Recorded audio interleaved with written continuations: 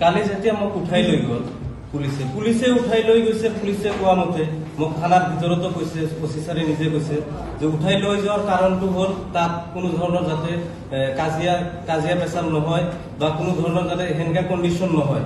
মোক উঠাই লৈ গৈছে সেইটো কাৰণত।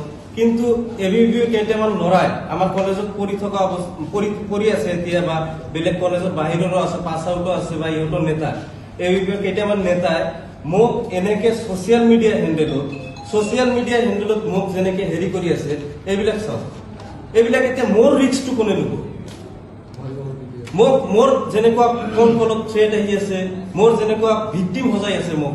তুমি এইটো কাণ্ডৰ লগত জড়িত নহয়? মই একজাক্টলি এই কাণ্ডটোৰ বিষয়ে নাজানো, মই জড়িতই নহয়। জড়িত নহয় প্ৰমাণ কি তোমাৰ?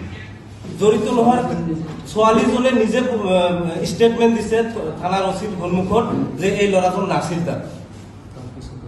তাৰ পিছতো ইহঁতে পোষ্ট কৰি আছে, এইটো বিহিত ব্যৱস্থা ল'ব না নাই প্ৰশাসনে?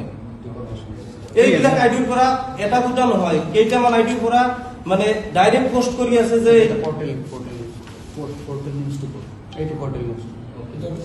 এইটো চাওক আপোনালোকে। আৰু এটা পৰ্টেল নিউজ তথ্য নোহোৱাকে এজন পৰ্টেলত কেনেকে বজাব পাৰে?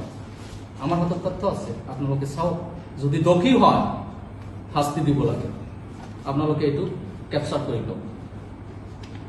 এইটো বিনা কোনো অথেন্টিক সোৰ্স কেনেকে এইটো দিব পাৰে? এটা পোৰ্টেল এটা চেনেলৰ এটা ৰেপুটেশন থাকে, সেইটো পোৰ্টেলে কেনেকে এইটো বজাব পাৰে বিনা অথেন্টিক ৰিপৰ্ট?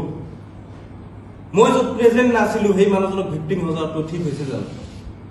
আৰু যিটো কাণ্ড হৈছে কালি, ল'ৰাজন যদি দোষী আছে, ল'ৰাজনক শাস্তি দিয়ক। আপোনালোকে কোৰ্টত যাই সেইটো ফাঁসি দিয়াৰ ব্যৱস্থা কৰক যদি ল'ৰাজন সঁচাই দোষী আছে। কিন্তু মোক এনেকে ভিক্টিম সজোৱাটো মোৰ ফেমিলিৰ দায়িত্বটো কোনে ল'ব? মোৰ এতিয়া কিবা হৈ গ'লে কোনে ল'ব দায়িত্বটো?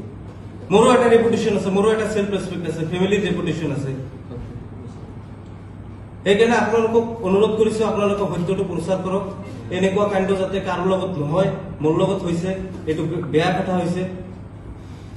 এইখিনি কথা। Thank U.